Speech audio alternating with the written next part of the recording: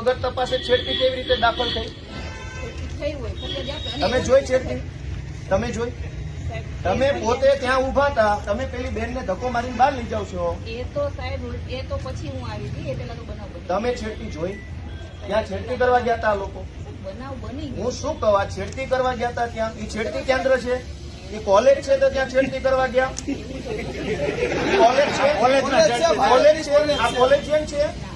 તો ટેકાના ભાવની ખરીદી કરનારા લોકો ખેડૂત પાસેથી પૈસા માંગે છે, એના માટે થઈને કોઈએ એમને જાણ કરી, તો આનું શું છે? આમાં એફઆરઆઈ થઈ ગઈ કે નથી થઈ? એક મિનિટ, તમે એમ કહો જ્યાં રજૂઆત કરવાના એને કરો. પ્રાંત અધિકારીને 18, 19, 20 તારીખે 3 વખત રજૂઆત કરી. આરએસસી કલેક્ટરને 18 ને 22 તારીખે 2 વાર રજૂઆત કરી. કલેક્ટર સાહેબને 24 તારીખે મેં રજૂઆત કરી. 24 તારીખે સીઈઓ ને રજૂઆત કરી અને 24 તમને એફઆઈઆર આપી. હજુ તમે એમ કહો રજૂઆત કરો તો આ ગુંડા તમને રજૂઆત કરવા આવ્યા હતા? બેન, ભગવાનથી ડરો, ભગવાનથી ડરો. તો ધીમે એટલે પણ હું કઈ ખાઈ ગયો? તમે અમને ઉપર ખોટા આરોપ મૂકો. બેન, તમે છેડતીનો આરોપ કેવી રીતે લગાવ્યો એમના ઉપર? હાલો, પગે લાગુ. લો, છેડતીનો આરોપ કેવી રીતે કર્યો? કેવી રીતે છેડતી કરી હમણે? નહીં, કેવી રીતે છેડતી કરી હમણે? છેડતી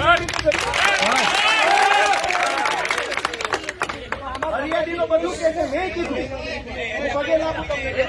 લો, પગે લાગુ. લો, છેડતી કેવી રીતે કરી? બેન,